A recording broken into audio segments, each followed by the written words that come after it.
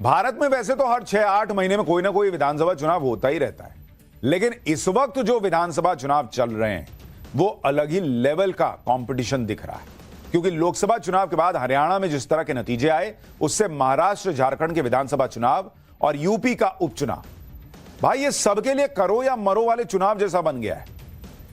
आप देखिए ना, महाराष्ट्र में असली एनसीपी कौन तय होना है, असली शिवसेना कौन ये तय होना है, राहुल गांधी की नैया डूबेगी बचेगी ये तय होना है, नरेंद्र मोदी क्या हरियाणा के बाद भी पार्टी को उसी ट्रैक पर लेकर चल पाएंगे जैसा उन्होंने रिकवरी की हरियाणा में, ये तय होना है। मतलब बहुत कुछ दांव पे लगा हुआ है, और इसलिए आप देखिए कि इस चुनाव में लोग पर्सनल लेवल तक पे कमेंट करने पर चले गए।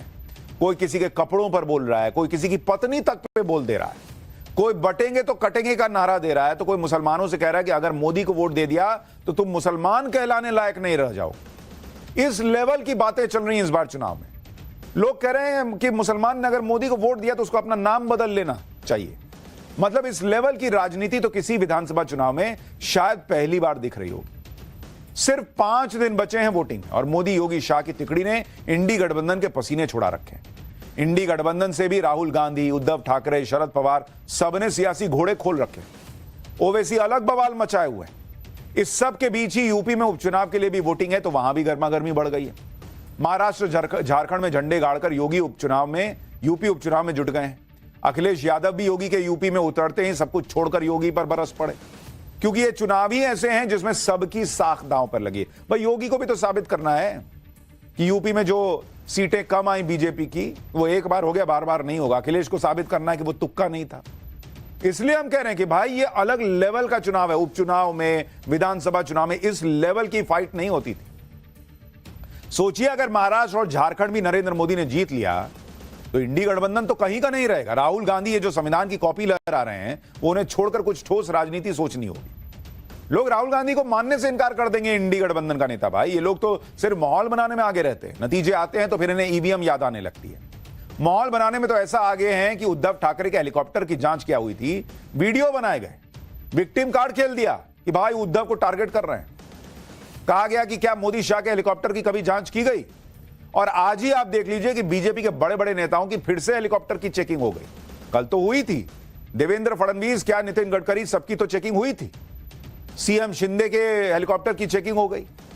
आज तो अलग ही लेवल का गजब हो गया। अमित शाह, गृह मंत्री अमित शाह के हेलीकॉप्टर के वो भी चेक कर लिया गया। अब बताइए, हर बात पे लोग माहौल बना देते हैं। उद्धव ठाकरे अपने हेलीकॉप्टर की जांच को लेकर हाय तौबा मचा रहे थे, लेकिन आज उनके एजेंडे की हवा तब निकल गई जब चुनाव अधिकारी अमित शाह का हेलीकॉप्टर चेक करने पहुंच गए। अमित शाह के हेलीकॉप्टर की जांच में क्या मिला वो आपको बताऊंगा। इस बीच पीएम मोदी और राहुल गांधी का भी हेलीकॉप्टर सुर्खियों में आ गया। पीएम मोदी तो 1 घंटे तक एयरपोर्ट पर ही फंसे रह गए। उसके चक्कर में राहुल गांधी को आधे 1 घंटे हेलीकॉप्टर में बैठकर इंतजार करना पड़ गया। बीच चुनाव में यह हेलीकॉप्टर वाला विवाद क्या हुआ, इसकी पूरी डिटेल भी आपको दूंगा। चुनाव को 360 डिग्री कवर करने वाले इस चैप्टर में यह भी बताऊंगा कि कैसे महाराष्ट्र में योगी आदित्यनाथ के कटेंगे तो बटेंगे वाले नारे पर तूफान खड़ा हो गया है। बीजेपी के अंदर ही कुछ नेता इस पर सवाल खड़े कर रहे हैं। लेकिन पहले इन तूफानी बयानों की एक झलक देखिए, फिर आगे की बात बताता हूं।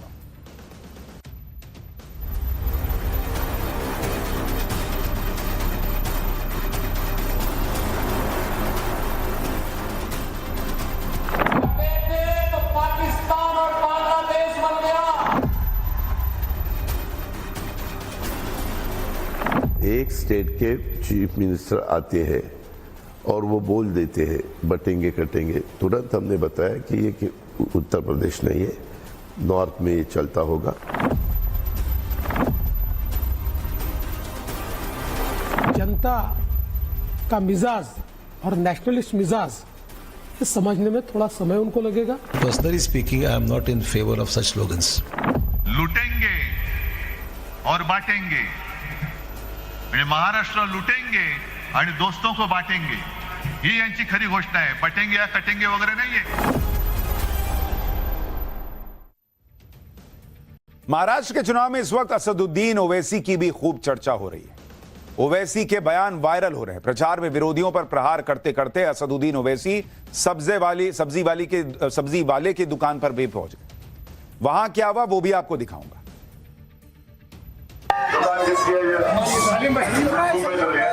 टमाटर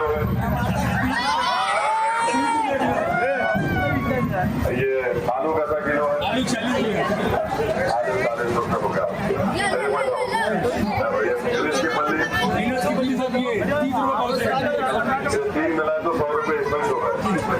2 पैसा किलो है, 40 हो गया। फूल गोभी 60 ओवैसी कितनी सब्जी खाते होंगे वही जानते होंगे, अमूमन तो गोश्त ही बनता होगा, लेकिन आज सब्जी के ठेले पे क्यों पहुंचे ये भी आगे बताऊंगा। देखिए, महाराष्ट्र के चुनाव में गजब लेवल की लड़ाई चल रही है। इस चुनावी लड़ाई में पीएम मोदी पूरी तरह से कॉन्फिडेंट हैं, वो अपना प्रचार खत्म कर चुके हैं। कल पीएम मोदी को नाइजीरिया के लिए निकलना है, उन्होंने समेट दिया भाई, अपना काम कर दिया और अब नाइजीरिया जा रहे हैं। नाइजीरिया के बाद ब्राजील चले जाएंगे जहां G20 की मीटिंग होनी है। लेकिन पीएम मोदी विदेश जाते जाते इंडी गठबंधन को एक चैलेंज देकर जा रहे हैं। पीएम मोदी के इस चैलेंज से कैसे उद्धव ठाकरे फंस गए हैं वो आपको बताऊंगा। पहले पीएम ने कहा क्या है ये सुनिए। मैंने इन्हें चुनौती दी थी कि कांग्रेस के मुंह से, कांग्रेस के शहजादे के मुंह से बाला साहब ठाकरे की प्रशंसा के लिए कुछ बात जरा बुलवा के दिखा दीजिए। अरे एक बार तो कांग्रेस के शहजादे से मुंह से निकलवाइए, हिंदू हृदय सम्राट बाला साहब ठाकरे। आज तक ये लोग कांग्रेस से, कांग्रेस के शहजादे से बाला साहब ठाकरे की प्रशंसा नहीं करवा पाए हैं। और यही अघाड़ी वालों की सच्चाई है। वीर सावरकर को गालियां देने वालों को भी ये लोग गले लगाते घूम रहे हैं। पीएम मोदी ने तो उद्धव ठाकरे की दुखती रग पर हाथ रख दिया, क्योंकि जो बाल ठाकरे जीवन भर कांग्रेस को उधेड़ते रहे, उसी कांग्रेस के साथ उद्धव ठाकरे ने हाथ मिला दिया। इसलिए तो पीएम ने उद्धव ठाकरे को चैलेंज दिया था कि जरा बुलवाइए ना, राहुल गांधी से बुलवाइए, हिंदू हृदय सम्राट बाला साहब ठाकरे, इतना बुलवा के दिखा दीजिए। कहां बुलवा पाए। उद्धव ठाकरे इसमें फंस गए। इस घेराबंदी में रही सही कसर गृहमंत्री अमित शाह ने पूरी की। उन्होंने कह दिया कि उद्धव सेना के लोग तो औरंगजेब के फैन क्लब की गोदी में बैठे हैं। अमित शाह को भी सुनिए। मैं आज उद्धव ठाकरे जी को पूछना आया हूं, ये उद्धव सेना के लोग औरंगजेब फैन क्लब की गोदी में बैठे हैं। उद्धव बाबू, आप हिंदुत्व को पाखंड कहने वालों के साथ बैठे हो। अफजल खान और औरंगजेब की कब्रों को सुशोभित करने वालों के साथ बैठे हो। संभाजीनगर नाम का विरोध करने वालों के साथ बैठे हो। कसाब को बिरयानी खिलाने वाले के साथ बैठे हो और राम मंदिर का विरोध करने वालों के साथ बैठे हो। जरा याद करना, आपके पिताजी ने इस महाराष्ट्र को किस रास्ते पर ले गए थे और आप किस रास्ते पर चल रहे हो। दरअसल इस चुनाव में यह भी तय होना है कि बाला साहब ठाकरे की विरासत किस शिवसेना के पास रहेगी, शिंदे वाली शिवसेना या उद्धव ठाकरे वाली शिवसेना। और इसलिए मोदी, शाह, पूरी बीजेपी बाला साहब ठाकरे की विरासत की याद दिला रही है।